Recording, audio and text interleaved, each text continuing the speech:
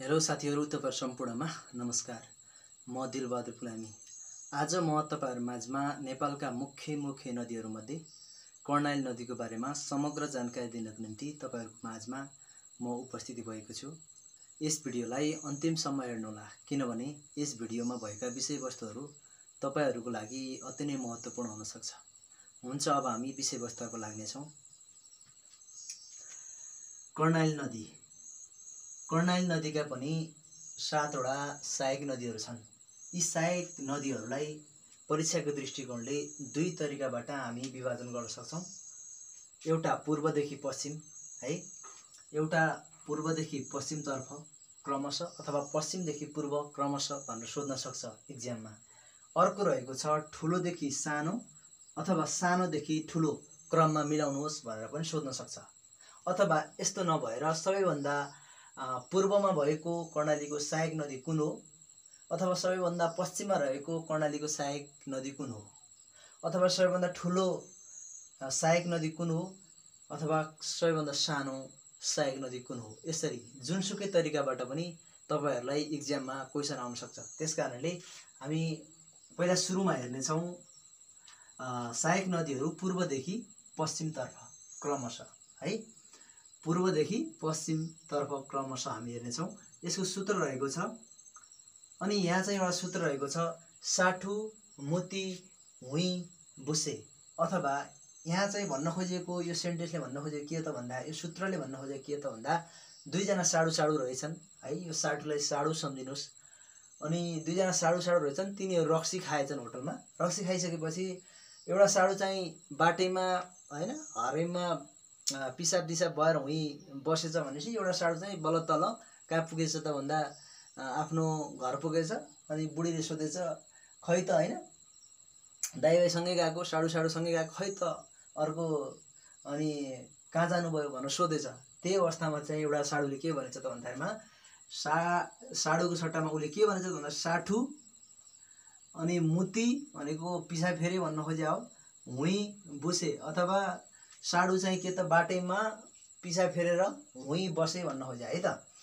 अब साठु मुती हुई बुसे को अर्थ के हो त भन्दाखेरिमा सा भनेको सानो भेरी, ठु भनेको ठुली भेरी ठुलो भेरी, मु भनेको मुगु कर्णाली, ती भनेको तिला, हु भनेको हुम्ला कर्णाली, ई को छैन। अब बु भनेको बुढी गंगा, से भनेको सेती गंगा। यसरी सबैभन्दा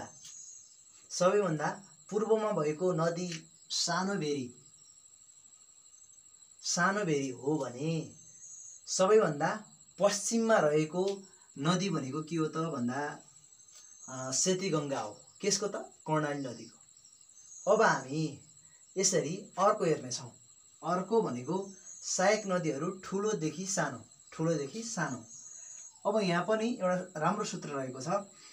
अनि यहाँ के भनेको छ त म ठुली हुँ है। गर्वको साथ के भनेको छ त, एउटा किडले भनेको छ म ठुली भनेको मतलब म ठुली हुँ भनेको छ। म ठुली सानी बुढी सेती, सानी चाहिँ को हो त, बुढी सेती हो भनेको छ है त। के रे म ठुली सानी बुढी सेती, म बुढी सानी बुढी सेती है त। म ठुली सानी बुढी सेती। यसरी तपाईहरु सम्झिन सक्नुहुन्छ। हु भनेको के त भन्दा हुम्ला कर्णाली, मु भनेको मुगु कर्णाली, ठु भनेको ठुलो भेरी, अनि सानी भनेको सानो भेरी, बुढी भनेको के त भन्दा बुढी गंगा, से भनेको सेती गंगा, ती भनेको तिला। यसरी हो म ठुली सानी बुढी सेती, यसको अर्थ के त भन्दाखेरिमा सबैभन्दा ठुलो भनेको के हो त भन्दा हुम्ला कर्णाली हो भने सबैभन्दा सानो भनेको के त भन्दाखेरिमा तिला नदी हो। कर्णाली नदीको सबैभन्दा ठुलो भनेको, ठुलो सहायक नदी भनेको हुम्ला कर्णाली र सबैभन्दा सानो सहायक नदी भनेको तिला हो। यसरी तपाईहरुले सम्झिन सक्नुहुन्छ। एउटा के रे पूर्वदेखि पश्चिमतर्फको सूत्र साठु मुती हुई बुसे। साडु चाहिँ हुई बाटोमै के गर्दा रे पिसाब गरेर हुँ बसे भन्नु खोजे हो। यसले भन्नु खोजे के त भन्दाखेरिमा एउटा केटीले के भने भन्दा हुँ म ठुली म ठुलो हुँ भनेको छ। अनि के त सानी बुढी सेती, सानी चाहिँ को हो त भन्दाखेरिमा बुढी सेती हो भनेको। अब अर्को रहेको छ सिन्चित क्षेत्र। सिन्चित क्षेत्र कति रहेछ 49,000 स्क्वायर किलोमिटर। अनि अर्को रहेको छ लम्बाइ, लम्बाइ 507 किलोमिटर। अनि अर्को रहेको छ डल्फिन, यो चाहिँ डल्फिनको लागि कर्णाली नदीमा डल्फिन पाइन्छ है त, त्यसको लागि प्रख्यात रहेको छ। अब अर्को रहेको छ नेपालको सबैभन्दा लामो, यो त सबैलाई थाहा भएको कुरा हो। अनि अर्को रहेको छ बहाव क्षमता। बहाव क्षमता कति छ त भन्दाखेरिमा 1316 क्युबिक मिटर, 1316 क्युबिक मिटर। ठुलो नदी, ठुलो सहायक नदी के हो त हुम्ला कर्णाली हो, सानो तिला हो, हामीलाई अघि यहाँ थाहा भएको कुरा हो। अब लामो पनि के हो त भन्दाखेरिमा हुम्ला कर्णाली हो, लामो पनि के हो त हुम्ला कर्णाली हो है। अब विद्युत क्षमता, यो हो विद्युत क्षमता कति त भन्दाखेरिमा 32,000, कति त भन्दाखेरिमा 32,000 मेगावाट। यसरी यो पनि सूत्र भयो, यो पनि सूत्र भयो। अब यतापट्टिको कसरी थाहा पाउने त भन्दाखेरिमा यहाँ पनि एउटा सूत्र बनेको छ। यो 49 सिन्चित क्षेत्रको 49लाई के सम्झिनुस् भन्दाखेरिमा उन मात्रै सम्झिनुस् है, 49 को उन मात्रै सम्झिनुस्, के रे उन सम्झिनुस्। 507 को अगाडिको 500 को पा सम्झिनुस्, 7 को सा मात्रै सम्झिनुस्, पासा भयो। अब यो डल्फिन त डल्फिनै भइगयो है। त्यसपछि लामो लामो भइगयो। क्षमता अब यो 1316 लाई के त 1300 सम्झिनुस्, 1300 है, 1300 सम्झिनुस्, 1300 भन्नु खोजे है त। 1300 भनेको यस्तो मुख 1300 भन्नु खोजे है त, 1300। अब यो ठुलो सानो र लामोलाई के सम्झिन सकिन्छ त हुत्ती हु, हुत्ती हु भनेको यसरी हुत्तिनु हो कि, कसैले धक्काले पनि हुत्तिन्छ नि त हैन, त्यो हुत्ती हु भन्नु खोज्या हो। विद्युत क्षमता के त 32 मात्रै सम्झिनुस्, 32 को 32 मात्रै सम्झिनुस्, यसलाई 32। यसरी सूत्र के भन्छ त माथि क्रमश भनेको सिन्चित क्षेत्र 49,000 स्क्वायर किलोमिटरको उन मात्रै सम्झिनुस्। उन पासा, पासा भनेको यो लम्बाइ 507। डल्फिन भनेको डल्फिनको लागि प्रख्यात हो कर्णाली नदी। अनि लामो भनेको नेपालको सबैभन्दा लामो नदी भनेको के हो त कर्णाली हो। अनि 1300 है, यहाँ के रे 1300 भनेको के हो त भन्दाखेरिमा 1300 भनेको 1316 के हो त यसको भन्दाखेरिमा बहाव क्षमता, के रे 1316 भनेको क्युबिक मिटर भनेको यसको बहाव क्षमता हो है। यहाँ के हो त उन पासा डल्फिन लामो छ।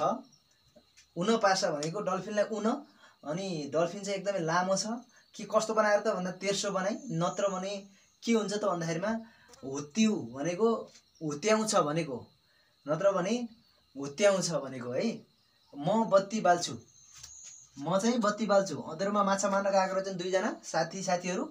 अनि एकजना साथीले के भन्यो त भन्दाखेरिमा उन पासा भने, पासा भनेको साथी भनेको, उन पासा डल्फिनलाई, डल्फिन हैन, उन पासा डल्फिन, डल्फिन एकदमै लामो छ, त्यसलाई कस्तो बनाएर उन त भन्दाखेरि 1300 बनाएर उन 1300 बनाएर उन, 1300 बनाएर उनेन भने के हुन्छ त भन्दाखेरिमा हुत्याउँछ, के रे हुत्याउँछ भनेको मतलब उछुट्याउँछ भन्नु खोज्या, हुत्याउँछ। म बत्ती बाल्छु, एउटा साथी चाहिँ बाटो रहेछ, म बत्ती मात्रै बाल्छु भनेको छ। यहाँ बत्ती बाल्छु भन्नु खोजे के हो त भने विद्युत क्षमता, विद्युत भनेको बत्ती हो, बत्ती बाल्छ विद्युतले, त्यस कारणले बत्ती बाल्छु भनेको 32,000 मेगावाट। यसरी फेरि पनि मैले भने एकचोटि लास्ट चान्स, उन पासा, उन भनेको 49,000 स्क्वायर किलोमिटर सिन्चित क्षेत्र रहेको छ। लम्बाइ रहेको छ, पासा भनेको 507 किलोमिटर हैन। अनि त्यसपछि डल्फिनको लागि प्रख्यात, नेपालको लामो हैन। बहाव क्षमता के त 1300 भनेको के त 1300 भनेको 1316 चाहिँ क्युबिक मिटर। अनि हुत्ती हु भनेको हुत्ती हु।